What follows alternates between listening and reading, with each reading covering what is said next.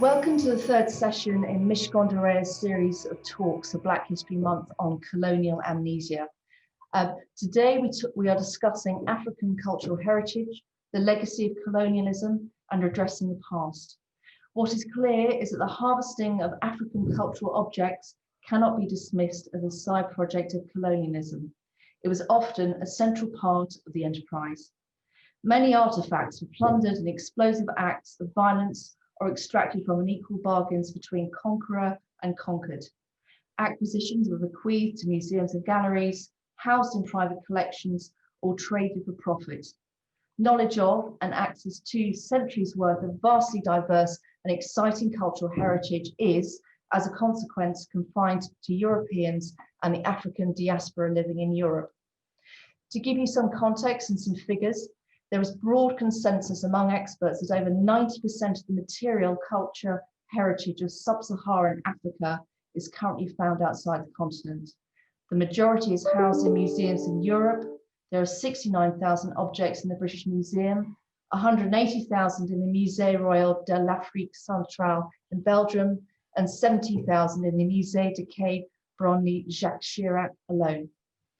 To quote the Savoy report of November 2018, commissioned by President Macron, entitled The Restitution of African Cultural Heritage Towards a New Relational Ethics, to fall under the spell of an object, to be touched by it, moved emotionally by a piece of art in a museum, brought to tears of joy, to admire its form of ingenuity, to like the artwork's colours, to take a photo of it, to let oneself be transformed by it.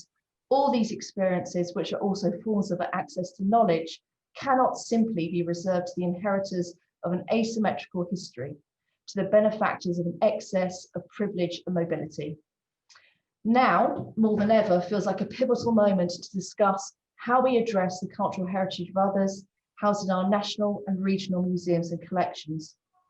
Drawing on the momentum of the Savoy report and this year's Black Lives Matter movement, we have seen an overwhelming response and democratic engagement on cultural heritage in our museums, as well as public sculpture, which historically venerated figures from our colonial past. There's been a real drive to address these questions. More recently, the National Trust issued an interim review of properties with links to colonialism. Reportedly, there are 93 properties and collections which have strong links to Britain's colonial past, and it is subsequently setting up an independent advisory group to advise it on how to address the legacies of colonialism that it faces. The Arts Council England has also commissioned a report to produce guidelines for UK museums on restituting and repatriating cultural objects. At the same time, however, the Culture Secretary last month issued a letter to national museums and stakeholders, making clear that publicly funded bodies must act impartially and should not be taking actions motivated by activism or politics, where the government does not support the removal of statues or other similar objects. He has also warned the Museum of the Home, formerly the Jeffrey Museum, that it must not remove the statue of its slave trading benefactor of the almshouses in which the museum is based, that is Sir Robert Jeffrey. Just last week, amid the public debate around deaccessioning of art and museums that are still fighting to keep the lights on, which is relevant to thoughts about solutions here, the second arrest of Congolese activist Emery Mwazulu Diabanza for seizing an 18th century guardian spirit figure has reignited discussions about the role of the museum and the restitution of cultural artefacts. And so today we ask, how can and will museums evolve? Is restitution the only solution? What are the legal and political impediments to restitution? Can objects be world objects? How can the position move just from discussion to action? To discuss these questions and more, I'm delighted to be joined by Professor Dan Hicks, Dr. Errol Francis, Eyob Derillo. Dan Hicks is a Professor of Contemporary Archaeology at the University of Oxford, Curator of World Archaeology at the Pitt Rivers Museum, and a Fellow of St. Cross College, Oxford. He was visiting professor at the Musée de Quai Branly in 2017-18 and was awarded the Rivers Medal of the Royal Anthropological Society in 2017. Dan's new book, The British Museums, the Benin Bronzes, Colonial Violence and Cultural Restitution, It's published by Pluto Press on the 5th of November, and we're all looking forward to reading it, and is described by Benokri OBE as a startling act of conscience, by the Economist as a real game changer, and by the Sunday Times as destined to become an essential text. His Twitter handle, should you want to follow him, is at Prof Dan Hicks. Dr. Errol Francis has been Artistic Director and CEO of Culturan since 2016. Errol was awarded his PhD from Slade School of Fine Art, University College London, where his research focused on post-colonial artistic responses to museums. He has substantial experience of community engagement around mental health and the arts, and was formerly joint program lead at the Sainsbury Centre of Mental Health and program manager at the Department of Health Race for Health program. He was program manager at Arts Council England, Inspire Curatorial Fellowship Program, head of arts of the Mental Health Foundation, and artistic director of the highly acclaimed Anxiety Arts Festival London 2014, Acting Out Nottingham 2015, Hysteria 2017-2018, and Cyborgs 2019 public engagement programs. Eyob Derillo is currently working at the British Library in the Department of Asia and Africa Studies, where he has served as curator of Ethiopian collections. He has also co-curated the British Library's highly acclaimed exhibition, Harry Potter, History of Magic. He recently curated the British Library's exhibition, African Scribes, Manuscript Culture of Ethiopia, the first exhibition to be held at the library devoted entirely to Ethiopian manuscripts. Among his most recent publications are an article titled Travelling Medicine, Medieval Ethiopian Amulet Scrolls and Practitioners' Handbooks, Towards a Global Middle Ages, Encountering the World Through Illuminated Manuscripts for the Getty Museum 2019, and an essay on Ethiopian magic published in the British Library's Harry Potter exhibition book, London, New York editions. Eyob has participated in several documentaries of BBC Radio, most recently on the BBC World Service about the Queen of Sheba, and he is currently working on a documentary with the working title Prince Anameo Tuedros. To give context to our discussion today, we will focus on three groups of objects taken from across the African continent, their provenance and their journey to the UK. We will look at the Maqdala manuscripts looted by the British Army in 1868, along with other regalia, sacred vessels, and liturgical objects, which Eyob will discuss. The Benin Bronzes, which Dan will discuss, and the Islamic tiles exhibited in the Arab Room at Leighton House Museum, Holland Park, which Errol will discuss, and will then broaden out to a wider discussion. Dan, if I could start with you, could you start by telling us a bit more about the photograph we're about to show of some of the Benin Bronzes? Of course, yes. And so hopefully you're able to see it, and yeah, wonderful to be here, alongside, everyone here. I'm going to be talking about these objects which were taken from Nigeria at the end of the 19th century in, maybe one of the most, iconic and sort of infamous acts of, looting. And I really want to show this image simply as a sort of point of entry, into making a series of sort of observations about, where we are on the question of, returning objects to Africa. So I think, the first observation, of course, is actually how many objects are there, and the sheer chaos in which these sacred royal objects were taken from altars in the most violent of military attacks, which was so much sort of bound up with really the removal of a king, of an oba, as he was known, in order to lay the foundations for really a modern Nigeria at that point as a colony. So really those objects I've found in my work as a museum curator, in a museum that has about 150 of maybe 10,000 or so objects, which include the brass work that we see here, the more famous images that we see in the Berlin and the London museums of the relief images, but also ivory objects, wooden objects, coral work. I mean, a whole range of different things that were taken, and actually, really at that point, sort of sold on the open market almost entirely. I mean, there was a tiny number of these things, that were actually officially, looted and, ended up in the the care of the UK, maybe 200 or so objects, which we can now see at the British Museum. But actually, that other, more than 9,000 objects are all around the world. Mm-hmm. And so I think, I mean, what this this image really reminds us of is that restitution isn't about the bashing of a small number of of if you like the richest and the most influential and most visible institutions. It's actually about a national story and an international story. So most African loot in the UK is actually not in London. It's in the regions, it's in the non-national museums, it's in the university museums, like the one in which I work in. It's in Exeter, it's in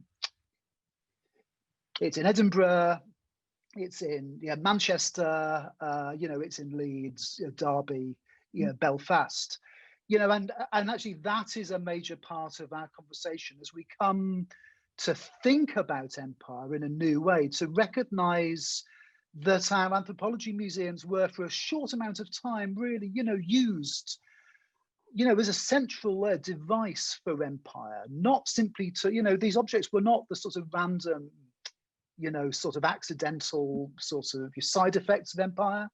Their display within weeks of this, immensely, of this immense sort of loss that happened in Nigeria. Their display in Berlin and London only weeks later was a central part of an infrastructure to sort of naturalize and to celebrate and to make endure violence and the removal of sovereignty. Today, then, as we talk about returning these objects, which is really about the listening to an African movement that started in the 1930s. The first objects after this raid in the 1890s were actually returned in the 1930s. As we actually listen to those demands, those ongoing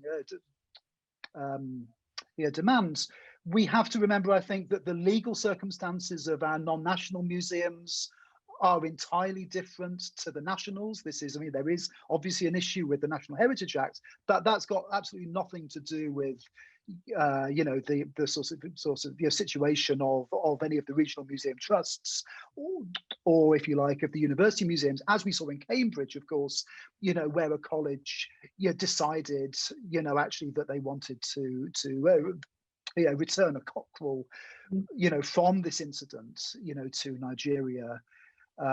So, we have to remember how many non-state actors are involved in the UK and around the world. Maybe in the case of the Benin incident, 160 or so, institutions around the world have these objects, and each of those institutions is able really to make its own decisions, and indeed, as indeed are individuals who hold these objects, in some cases descendants of the soldiers who undertook that work and that sort of violence and that attack.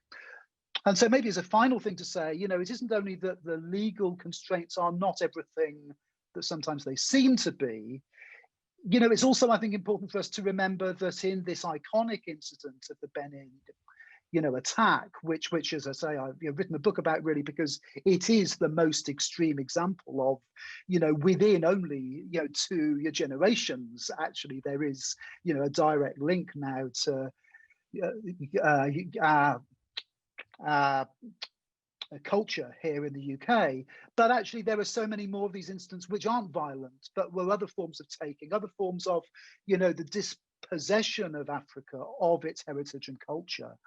And I think it's those incidents and those examples which we have to also look at: archaeological objects that were taken by anthropologists, by missionaries, a whole host of different conditions. We're just at the beginning, really, of if you like, a national conversation about how we reimagine anthropology museums, how we celebrate anthropology museums, which actually imagine an anthropology museum where nothing on display was stolen. So I think that's where we are at the Pitt Rivers. Thank you, Dan. You mentioned about the actual attack, and I know that you addressed this in your book. I think you describe it as something worse, and looking at this image as well, you just see the volume of artifacts, etc., the sort of mass hoarding and gathering of artifacts here. But you described, I think, as worse than you imagined, as a chaotic free-for-all. Can you tell us, and for the benefit of the audience that don't know about the attack, a bit about the histories of how these bronzes were removed, what you learned during your research for the book, and what the wider impact of the looting was? Sure, absolutely. And so, in the writing of the book, which really came out of 13 years of work here at the Pitt Rivers as a curator, it was a gradual realization that the displays that we have in the museum are not simply, as I said, some side effect of empire. They were a really central technology, to it. Who imagined that art would be so important, to empire and to history?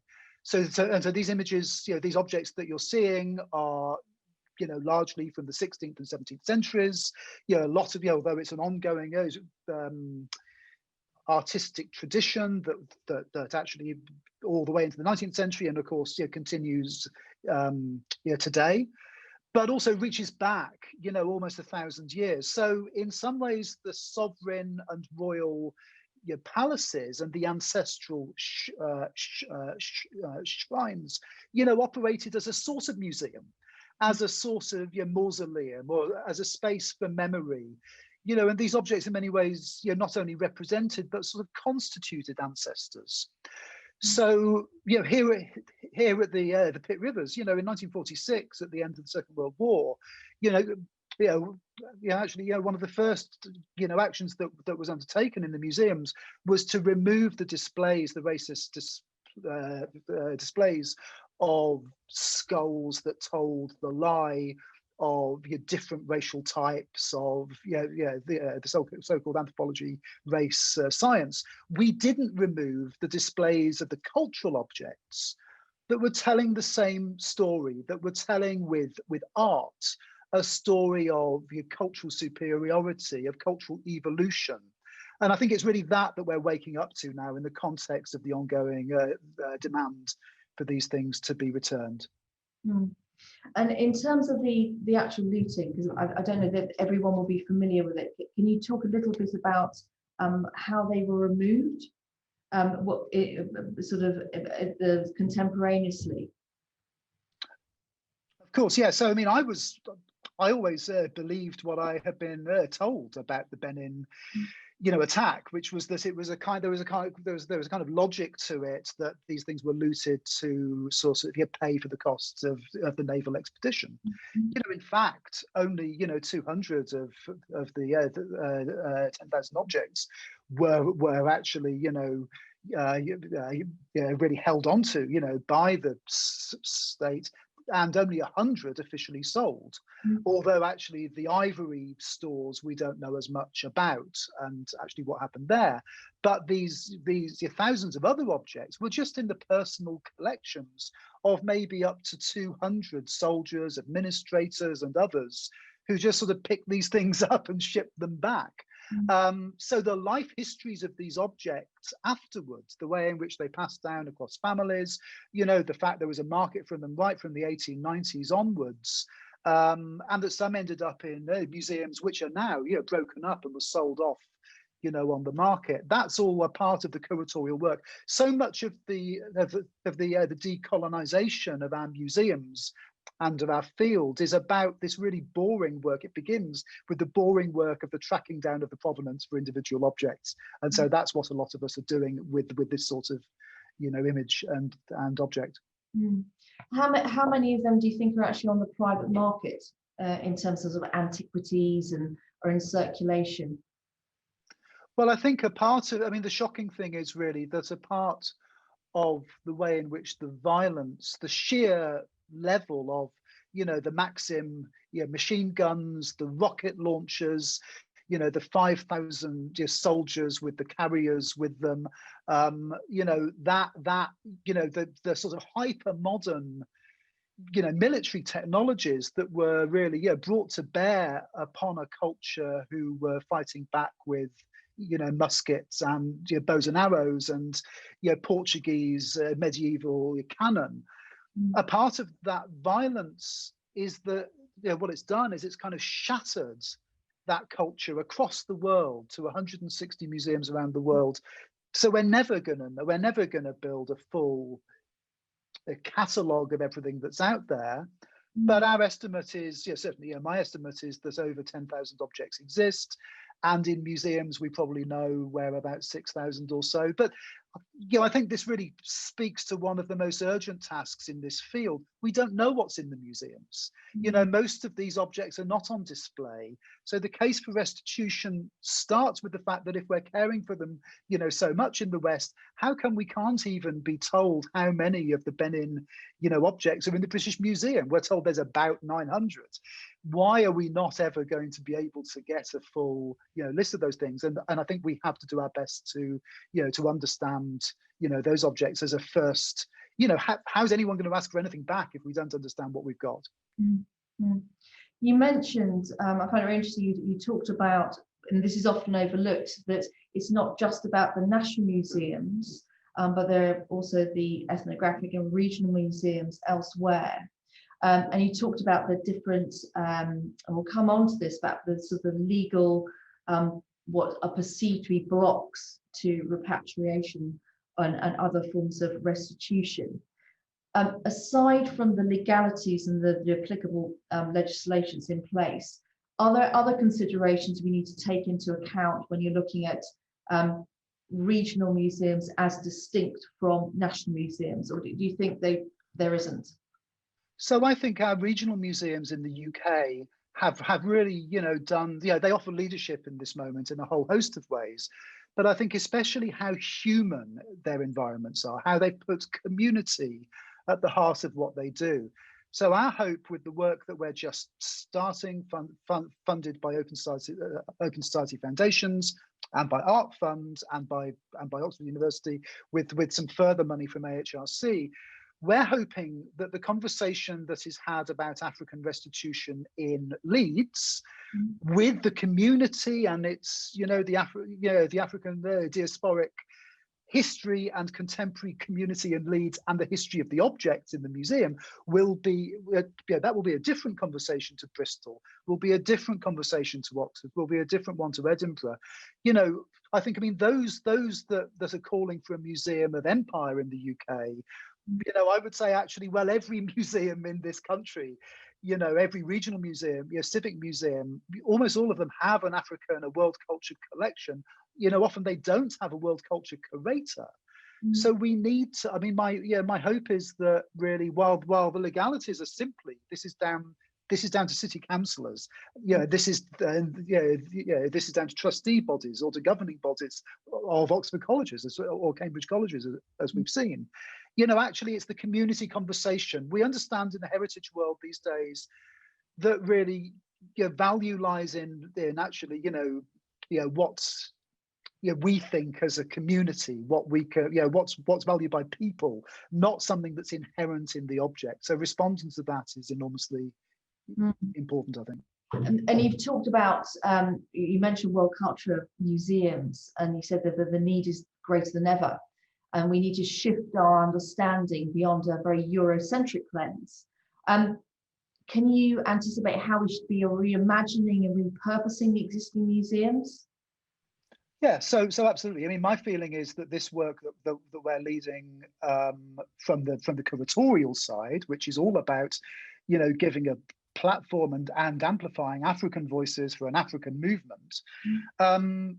This is I think a defense of the idea of the World Culture Museum. We've never needed spaces where we can talk about art outside of a Eurocentric lens more than we do at this moment. But let's imagine those institutions not holding objects which are subject to requests for their return.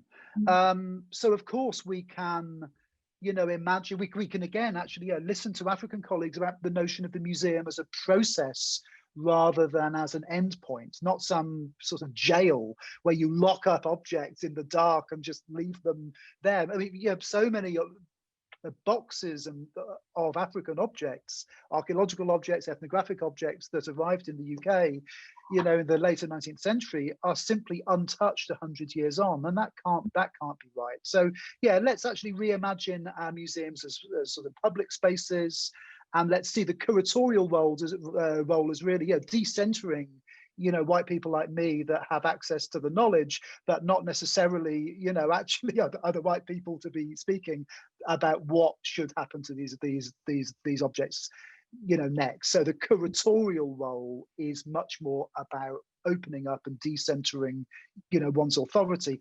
And actually, that's a really important, element of why the attempt by some to say we're going to loan these objects back is incredibly, dodgy, because I don't see any African institutions asking for anything other than, the permanent return of African culture.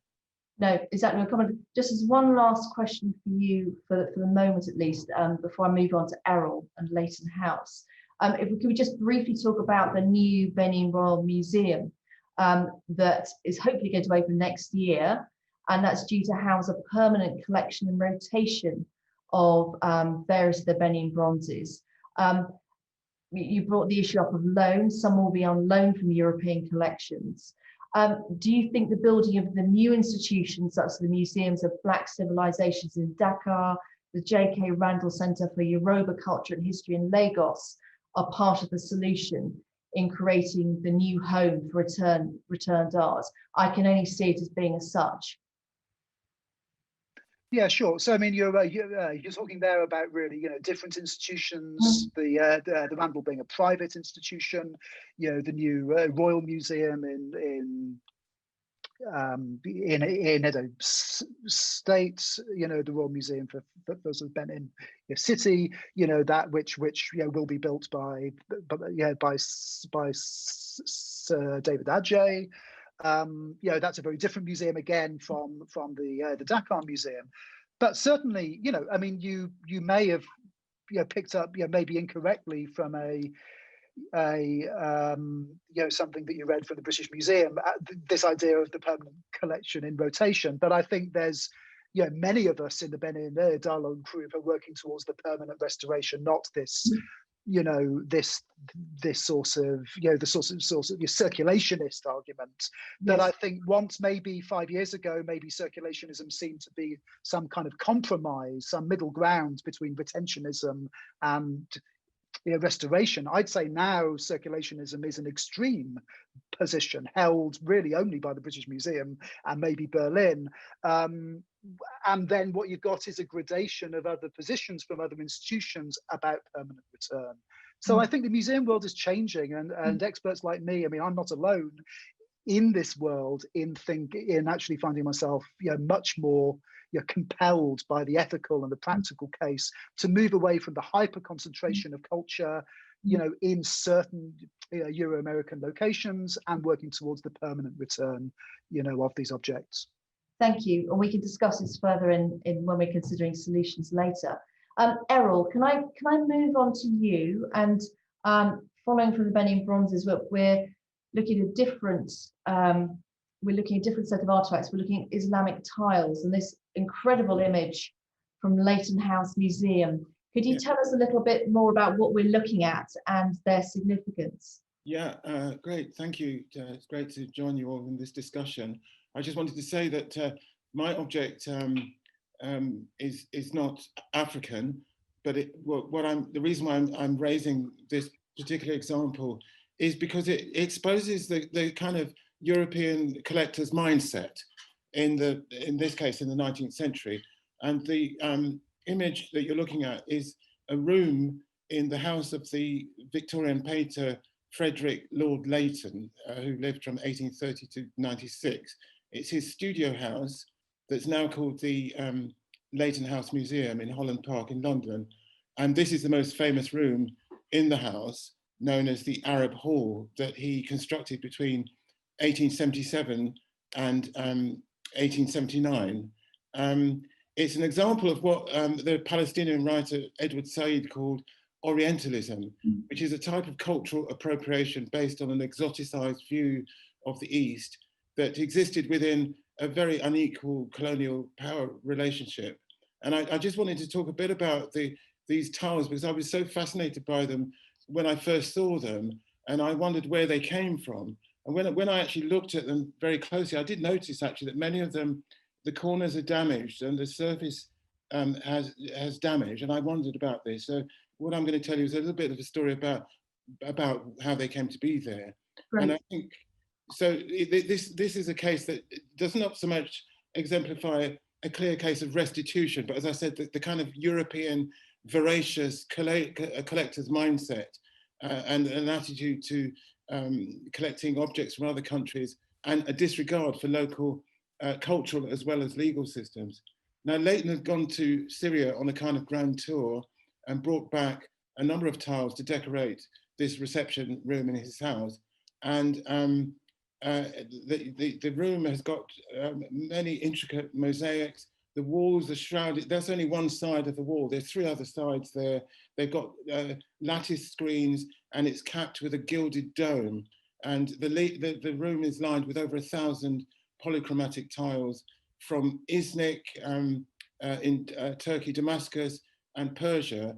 And it also includes a number of work by Leighton's contemporaries, such as William de Morgan, the ceramicist. Some of those tiles are made by de Morgan's.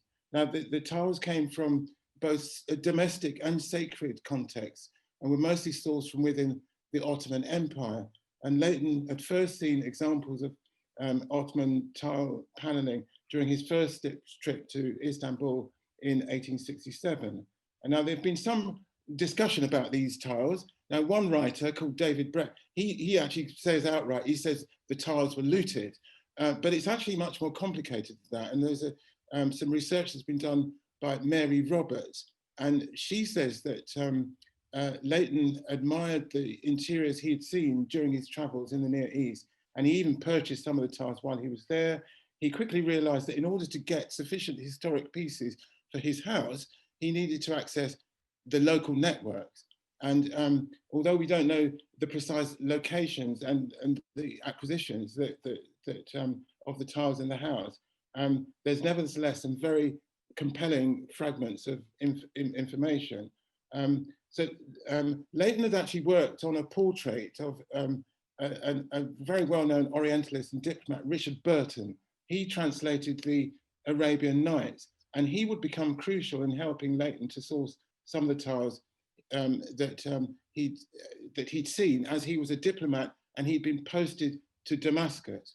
And some of the tiles were actually surplus that were created during the reign of Sultan Suleiman the Magnificent and his restoration of the Dome on the Rock in Jerusalem in the mid-16th century. And at the time that Burton came across some of these tiles, they were in the care of a religious foundation and therefore would not normally have been sold or allowed to leave the country. And therefore this raises questions about how Burton actually got his hands on them. And there is a letter that was discovered from Burton to Leighton, and he's disclosing the role of his relationship with local custodians, local officials. And he says, so this is an excerpt of one of the letters, "We were lucky enough when at Jerusalem to nobble a score or so of these tiles from the so-called mosque," he calls it the so-called mosque of Omar, "and large stores were found, but unhappily they were under the charge of a charitable endowment, And I fancy, he said, that long payments would be required to actually get hold of these. So the question is, if these things were under the protection of the religious authority, how did Burton actually get them out of the country? How did he get them past? Even the Ottoman had rules in place at the time to stop these artifacts going. So it points to some very dubious dealings in how these were taken out of the country. Now, the majority of the panels come from Damascus at a time when many historic domestic interiors were being dismantled, in part to satisfy the demand of European collectors. And this is even more shocking in a letter that Burton wrote to Leighton from Damascus in 1871. And he said he'd seen these wonderful tiles in a house, and he said, I can have the house pulled down for you and demolished to get these tiles, right? So I think these these fragments reveal the actual destruction that was part of this collecting, not the sort of violence that Dan has described, but actually another type of corrupt activity and involved in actually, offering to destroy a house in order to get these tiles. So what the story reveals is not just a kind of acquisitiveness that was prepared to participate in this sort of destruction, but to also willingly evade customs procedures, to nobble, as it was said, and to also bribe local officials. And this also is important that Burton was a diplomat. And so his status would have helped him to evade local procedures and to use his status to get leverage. So it's not difficult to imagine to see how such a situation could lead to illegality and theft. So that's my comment about this object. It's not a clear case of restitution, but I think it shows a real a mindset that is now coming back to haunt museums, basically. Mm-hmm. Absolutely. I think it's a really important parallel as well, because you have the sort of blatant violence around the sort of Benin Bronzes, and how it's a central part of the violence and the cultural genocide in part, well, in whole there, compared with here, where it's the more assiduous, perhaps more subtle, but driven avariciousness of the collector. They want to have these tiles, they have a vision of how they want something dressed over here. And it is something that's threaded its way through all forms of sort of cultural appropriation. So thank you very much. I didn't know that history, so it's really interesting to learn more about the provenance of those tiles, because you go to that room and people should go and see it. It's an incredible display of sort of Orientalism, as you said, in reference to Edward Said, and but it's really fascinating to know more about the history to it. Can I ask you some questions, Errol, in relation to your work and your views around decolonization of collections? I know in the past you've called for a dramatic overhaul of the art sector in response to the Black Lives Matter movement, in that galleries and museums should be looking to support the decolonization of their collections, start the restitution processes, and reword and reframe. We were talking about removal of very racist contextualization of certain exhibitions. They should be reworking them. For example, an example might be in terms of the Gilbert collection, how works of reframed and descriptions have been so objects are recontextualized to give us a bit more about their provenance. Can you tell us a bit? I know you've set up a 7-point charter.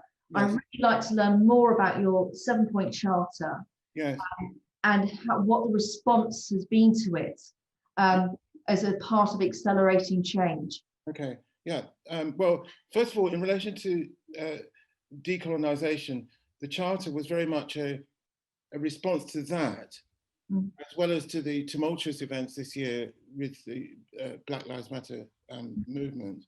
Now, initially, we were already been thinking that there's been this word decolonization has been subject to real revisionism, actually, you know, because I was born in the empire. I was born in a colony, right? And my understanding of this word, decolonization, it's about ceding power and territory.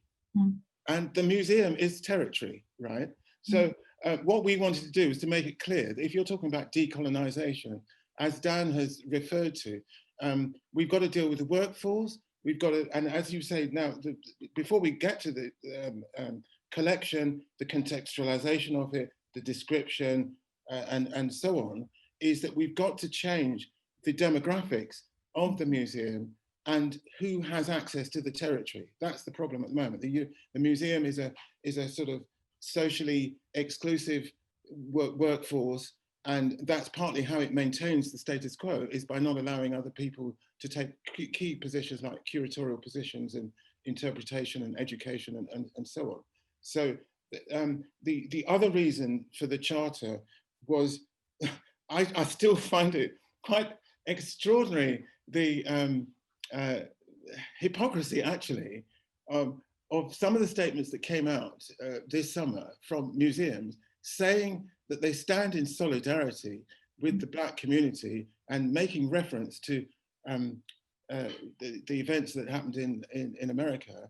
And then we've got the narrative that Dan has just outlined for us of appalling violence, of which they were obviously complicit. I just don't get it, how you can actually, the two things can be said in the same sentence. So we put out the charter in response to these statements to say, well, look, if you stand in solidarity with the Black community, surely you need to deal, and if you're standing in solidarity in relation to the Black community in response to violence, well, what about the violence relating to the collections that you have?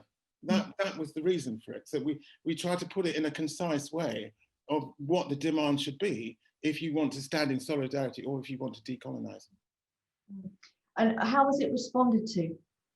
Well, I can't say there's been a huge queue of museums, right? But the people who have responded are very interesting and very significant. So first of all, the Museums Association. So that's great that the sector body has embraced it. And next month, we're going to be talking at the Museums Association conference about how we can get more museums on board. Another one, actually, that's really fascinating is the Wellcome Collection. And if you read the Wellcome Collection statement they put out after Black Lives Matter, it was of a very different quality, I think. It was much more self-critical, and it was much more admitting of its own complicity, unlike all the other ones. It talked about the collecting habits of Henry Wellcome, and the director, it happens to have a Black director, Melanie Keane. She talked about her discomfort of some of the objects in the collection, the way that they were acquired, the way they're described, the way they're exhibited. So I'm having a conversation with Melanie to talk about how we can work together to put these words into action. And I should say that actually, in terms of my work at Culture and the new museum school, where we've been training new, young, diverse people to work in museums, is that the institution that has employed most of them is the Wellcome. So it's really interesting that they have embraced the charter in this way. And there's more conversations happening. We're talking to Bristol museums. It's a slow process, but I think it's helped to just make things clear about what the demands should be. Yeah. Hopefully it will also accelerate change, that there is so much work that needs to be done. And as I think I mentioned, I think there's so much momentum now that hopefully we'll be addressing issues to do with diversity in museums, democratization of, in terms of curatorial decisions, etc. So looking forward to the next few years and seeing what changes take place. Yeah. We talked about and Dan talked about restitution, and one of the solutions that I think you talked about previously is a call for colonial era artifacts that have been taken by force to be treated in the same way as Nazi looted art. Yeah. And I think it was Eckhard Kohner, the president of the German Museums Association, who said that the process for colonial era art would be less straightforward. since the art was moved and traded across multiple continents. Now, what are your thoughts about that comment? And how do you think institutions could address that complexity if it is more complex? I'm sure he's right, and I think Dan hinted at the issues around that complexity, and just in terms of things like where are they, what are they, you know, who's got them, I think that there's a strong information side to this, which is that organisations like Art UK and the Collection Trust, who are involved in databases and, you know, compiling,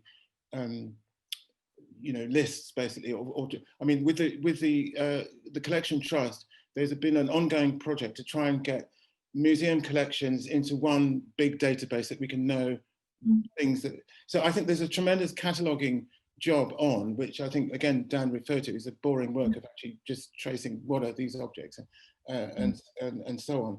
So yes, it's going to be more complicated because there's probably less documentation and records and so on. But there was another reason why I said that. I think we do need an international register.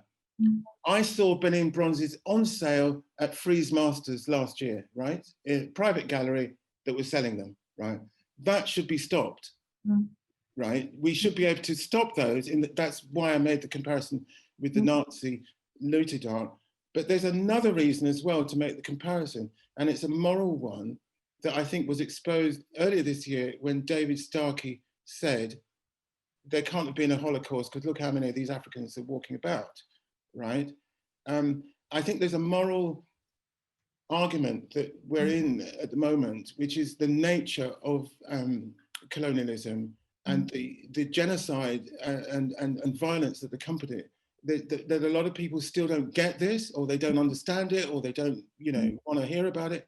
So I think there's this thing about, I don't want to use the word necessarily Holocaust. Actually, I think in some cases genocide is probably more appropriate, that the nature of the colonial project was resulted in the extermination of people and their culture. And so there is there's a kind of moral argument that we need to establish that's still ongoing about the nature of colonialism and imperialism. Yeah, thank you. Well, in the conversation with Dan, we talked also about this idea of, we touched upon it, this sort of objects in circulation as another alternative. That, in your mind, is that redundant now? In terms I agree with it. I mean, that, no, you know, I mean, it's how offensive, how you can lend somebody back their own culture. I mean, really, I mean, it just doesn't make any sense. You know, they need to be returned unconditionally, and that's just it. I mean, there's just no sort of middle way about it. The letter, I mean, I think you might move on to the letter from the Secretary of State. But, yes, I will do indeed. I will do indeed. I will do indeed. I know that both you and probably Dan have got views about it. Exactly. No, I agree. I think the idea of alone, it just feeds into the asymmetry that's already in existence. So it just feeds into the same dialogue. Or, you know, this narrative that they can't look after these things. Exactly. You know, it's just in itself a colonial argument. So. Yes, exactly. So if we can move, you referred to it. So I referred to it initially in the letter from Oliver Dowden, and the recent interventions by him, the culture actually warning public bodies not to engage in activism or politics. And in line with that, the government starts not to remove statues or similar objects. But what is your response to these directives or this intervention? Well, I'm really worried about it, actually, because I can't remember. I mean, Ed, I don't know if Ed's still there, but I can't remember a Secretary of State getting to such detail, Secretary of State for Culture, about what is essentially a curatorial decision.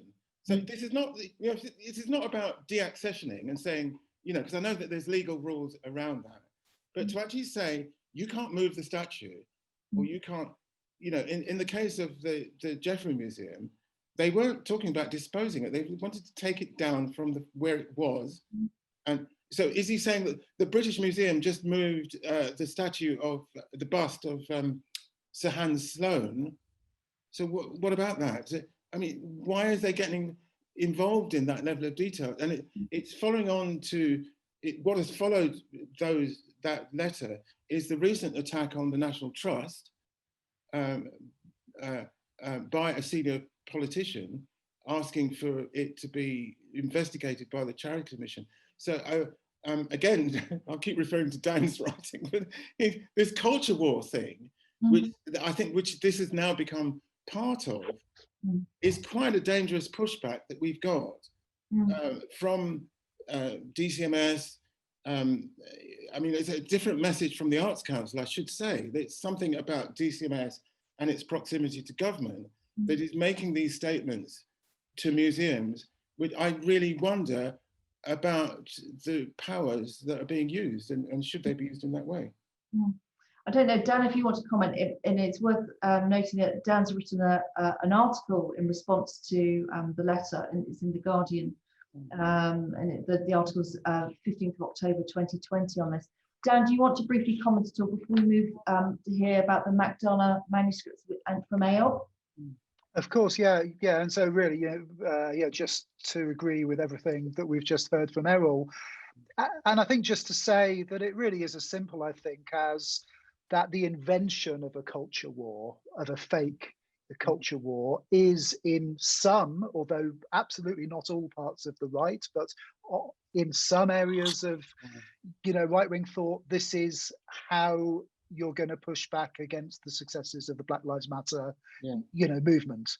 And it is as simple as that. And I think many of us in arts and culture are really, going to push back in turn, and actually not see the minister interfering with just the democratic processes of, local government in operation, of, the curatorial freedom to and actually that expertise, to say, how a display, how an institution, how our wider built environment evolves. I mean, the logic of it is, would be that actually nothing's ever going to change. You could never, rebuild a building or a city. You could never. I mean, it's the logic is just impossible. I mean, nobody would hold on to that logic. So this interference, and it wastes so much time for us all. So I just say, I'm really hoping that whoever's advising the minister will actually, wake up to, what sort of a can of worms is being opened, and that we're not going to have any more of this fake, culture war nonsense. Really. Yes.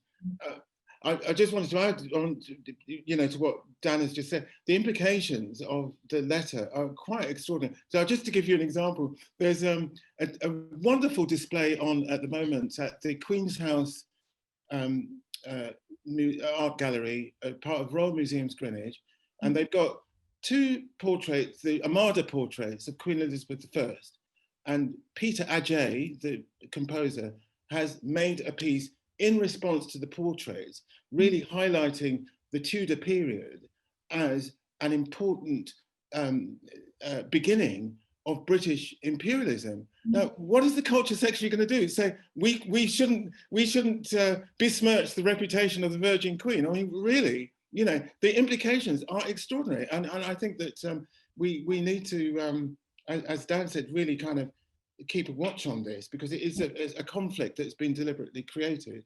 Yes, it is quite a sizable intervention. So I think everyone has to keep a watchful eye on what the effect it will be in terms of the arts and exhibitions, etc.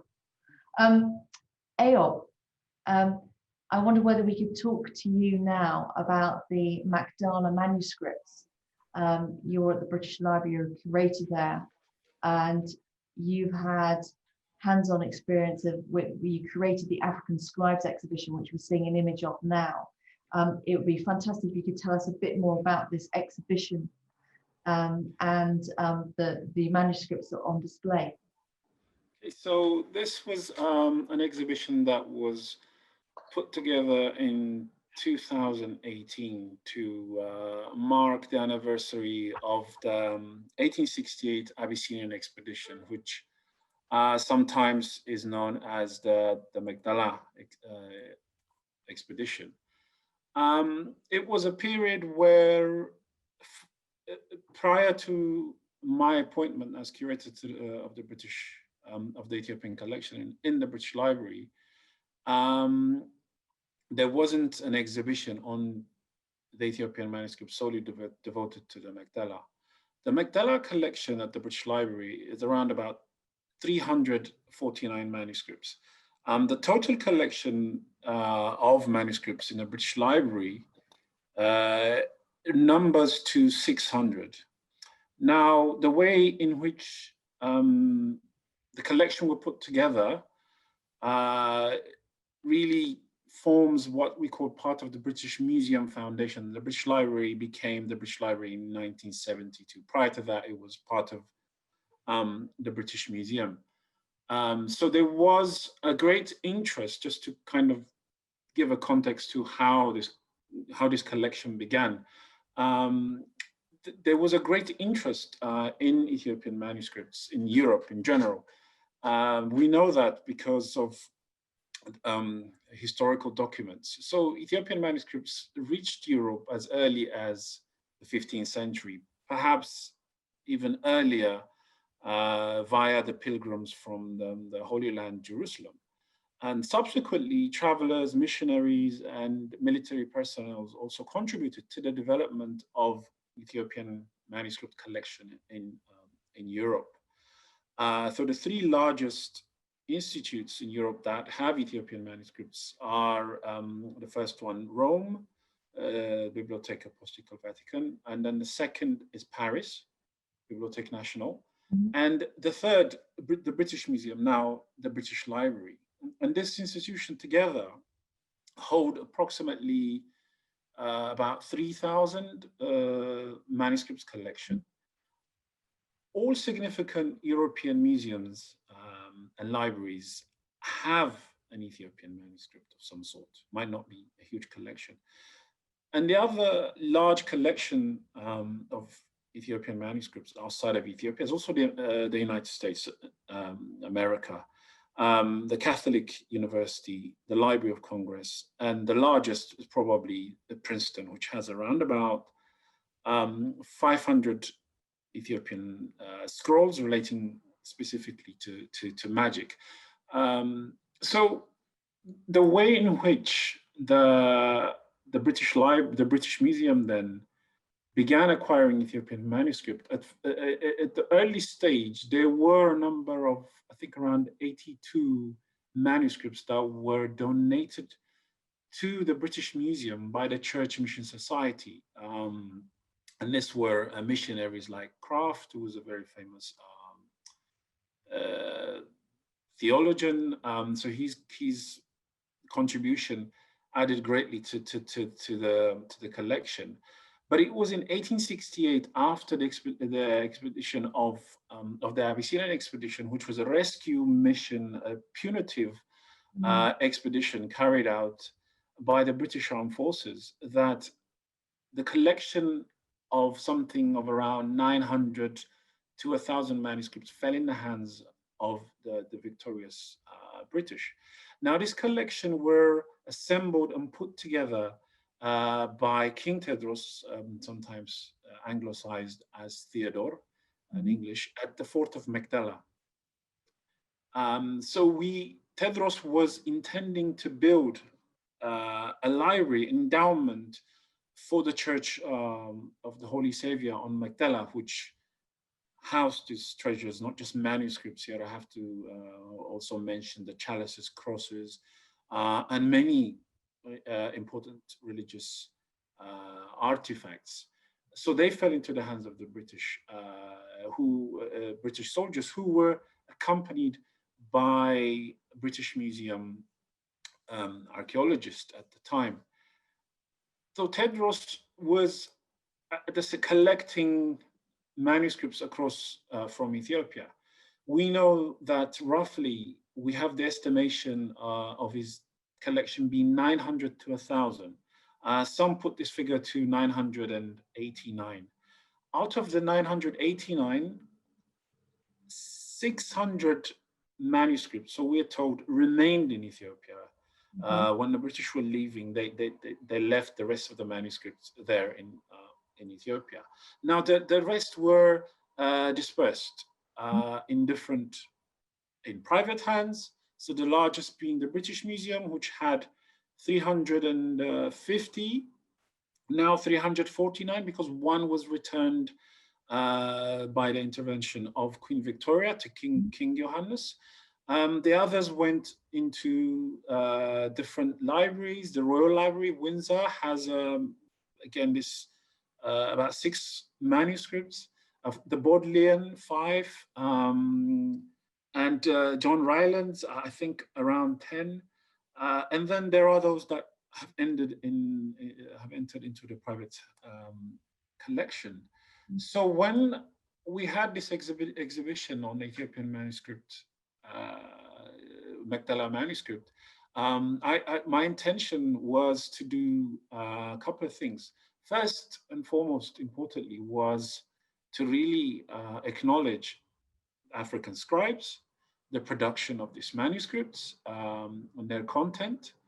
The second was also to highlight some of the digitization projects that we had in the library, which were very important to give access to not just scholars in Europe, but Ethiopians working in Ethiopia, scribes, priests, and those who didn't have access. So it was, as a curator, it was one way of me also trying to give access to Ethiopians out there.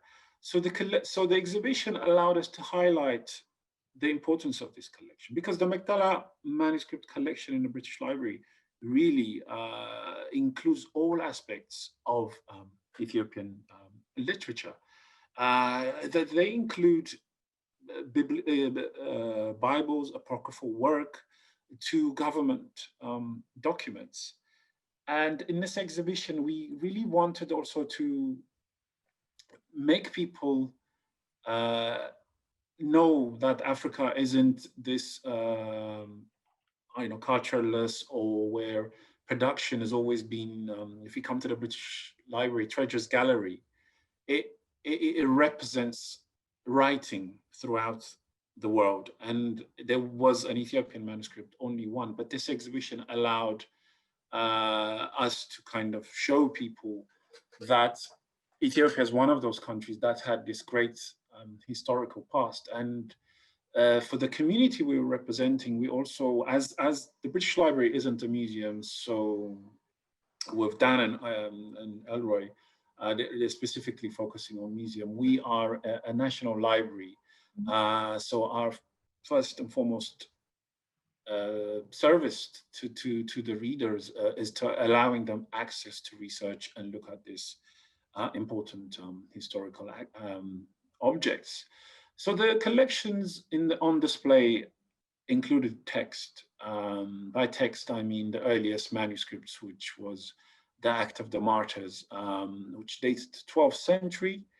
And the other important aspect of the Maqdala collection, which is never discussed, is that the Emperor Tewodros was also using these manuscripts as a government archive. So they are also very important state document.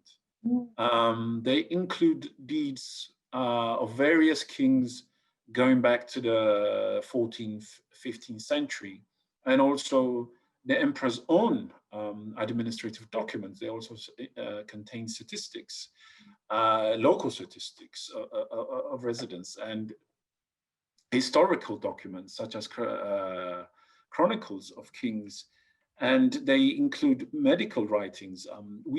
Using this exhibition, I wanted to really highlight that these objects go beyond museum objects. They were a functioning documents. And the other aspect of the collection also that really got neglected were also the non-Maqdala manuscript that came to the library in different ways. And as a curator, obviously the question of restitution and return rage, but they rage above the curatorial sort of remit. So my job, which part of my job I really enjoy, is really cataloging and talking about the provenance, because here we're talking about each object. So each manuscript tell a different story, where they were produced, who produced them, who wrote them, who they were written for, and where did they come from. And what's missing in the discussion so far when it comes to restitution is actually the provenance, talking about this. And at the moment, we are putting together a collection guide, which sort of goes into the provenance of how this collection came together. So this exhibition gave that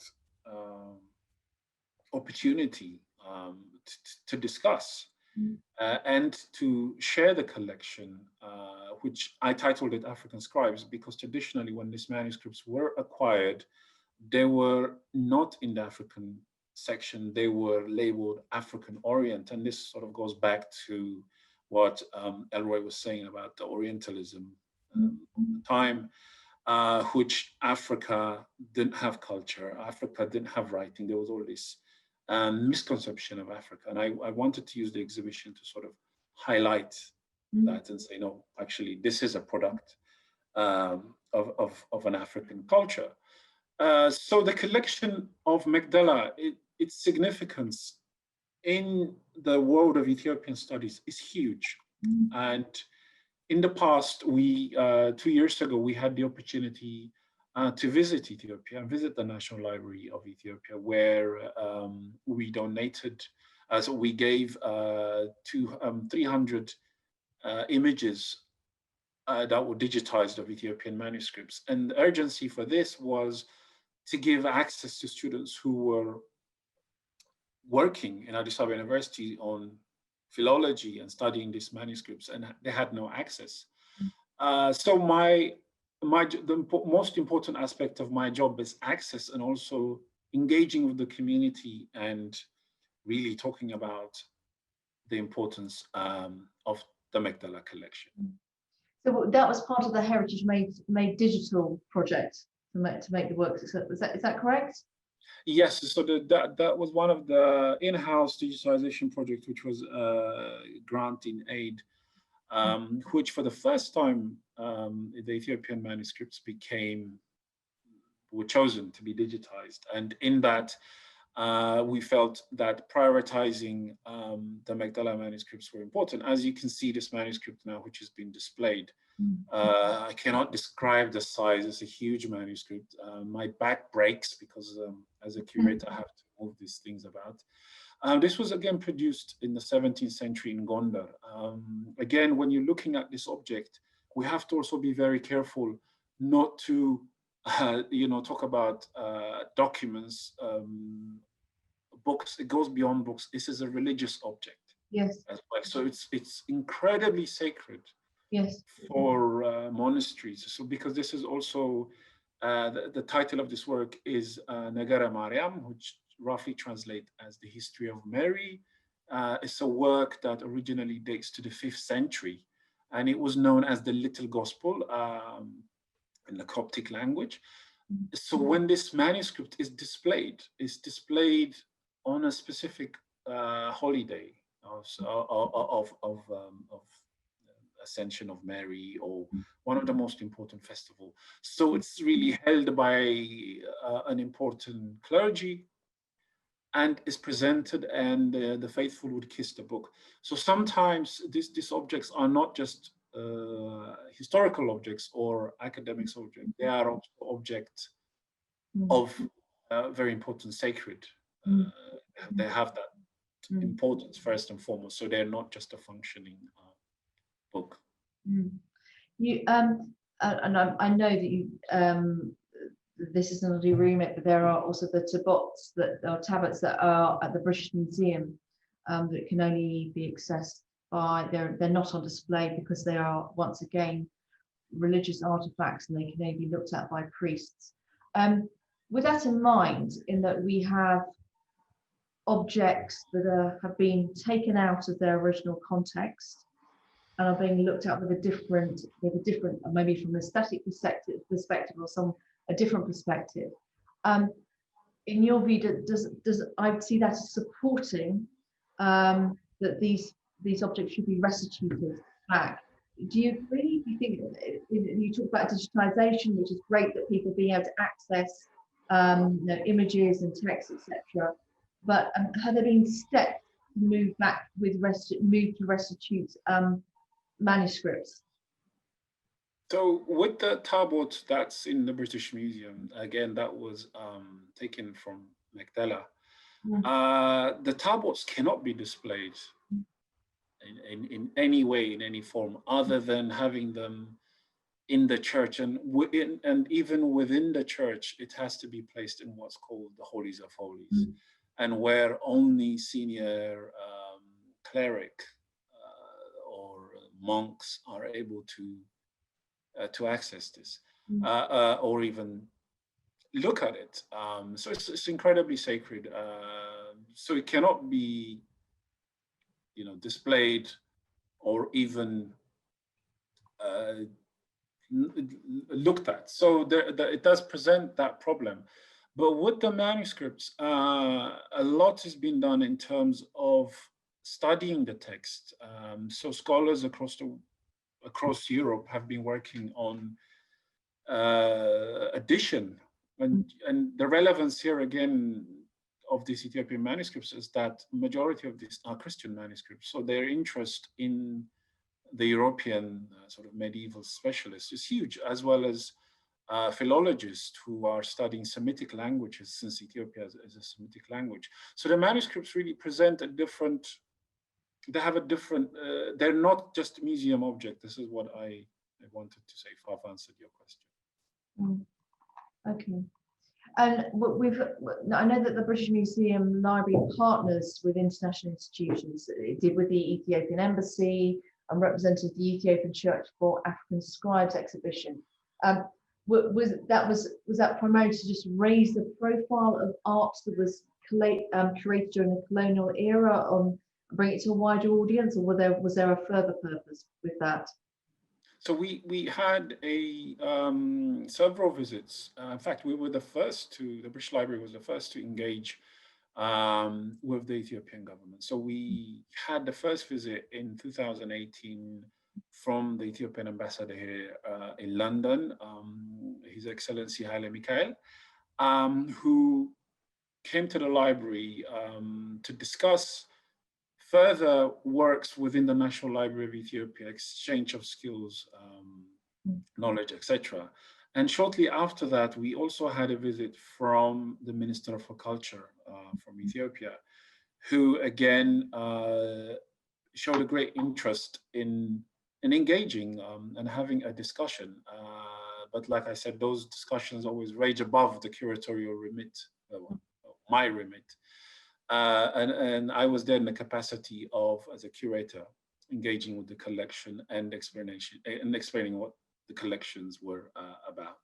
Well, thank you all three for focusing in on three very different sets of objects. All have parallels and are really important to the discussion. I think Lord Bosie has unfortunately had to go, but the questions are equally pertinent to all of you in thinking about next steps, thinking about restitution, think on how we can build on the momentum of the discussion that is certainly all around us, and following on from the Sarsovoy report.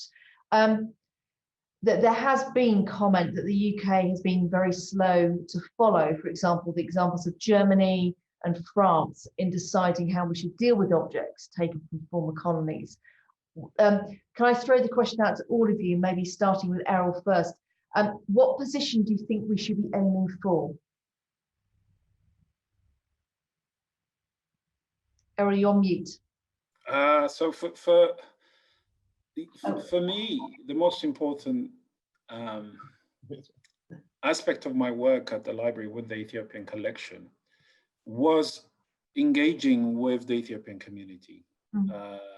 We have to be clear here that most Ethiopians in the UK did not know much about the Ethiopian collection.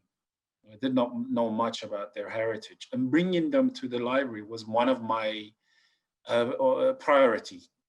And the library, the British Library, has really engaged quite a lot with the Ethiopian government as well as the community.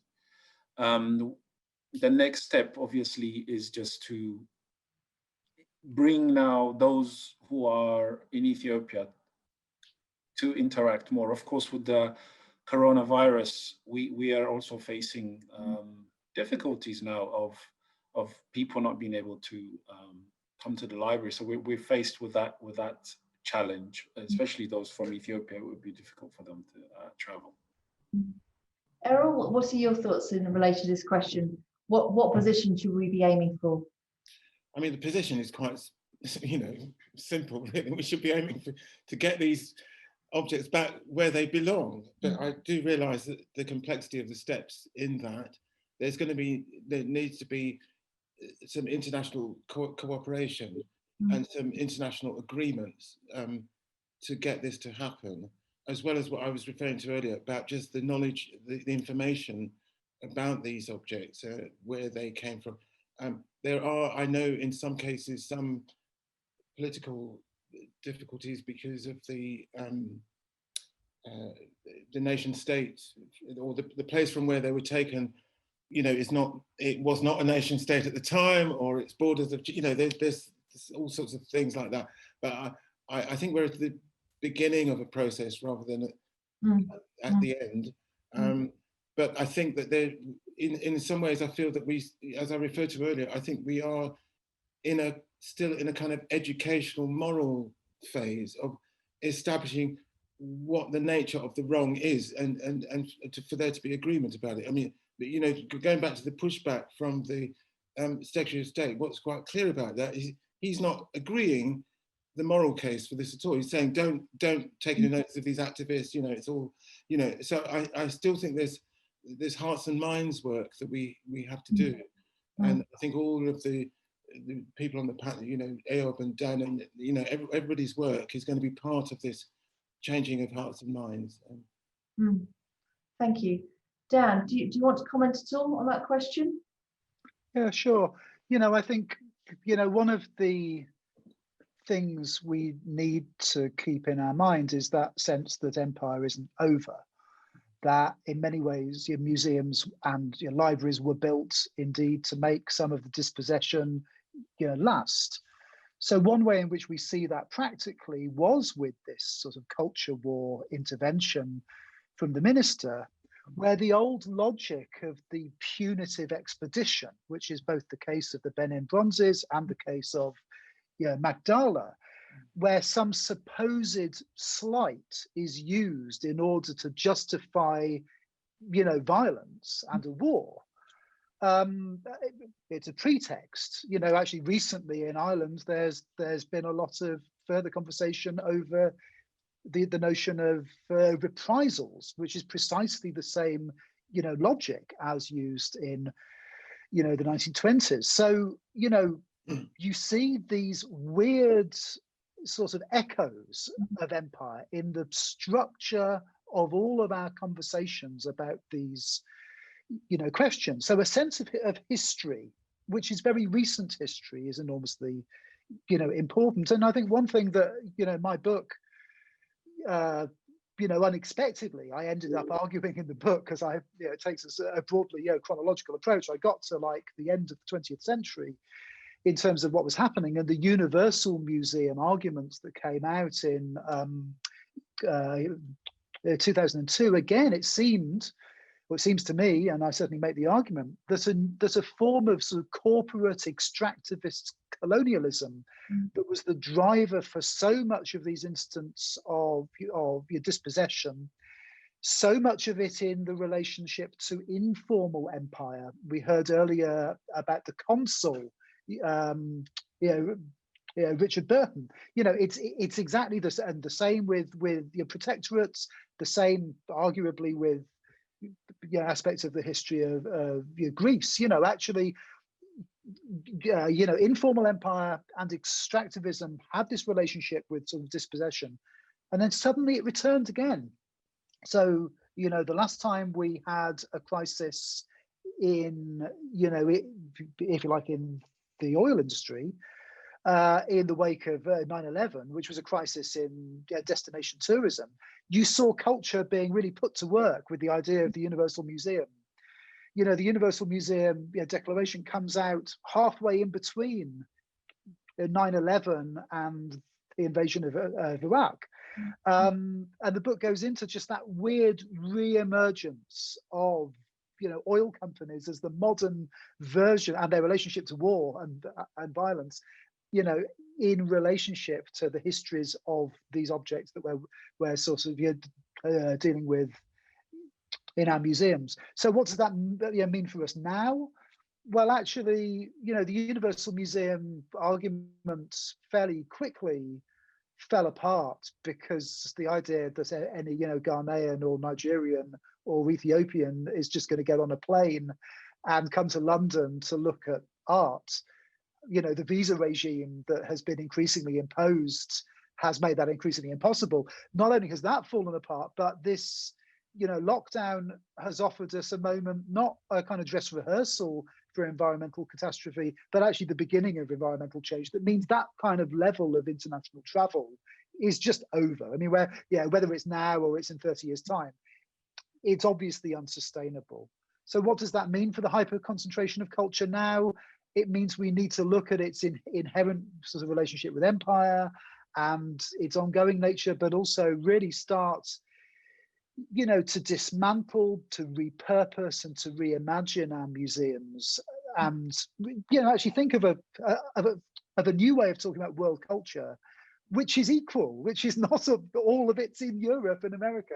And I think we're getting there. I think that's incredibly exciting. There's a new generation in the museums. There's a new African moment. There's a new moment for the global South. I think, as a curator, a part of my job, and Eyob will understand this as an archivist, as a library worker,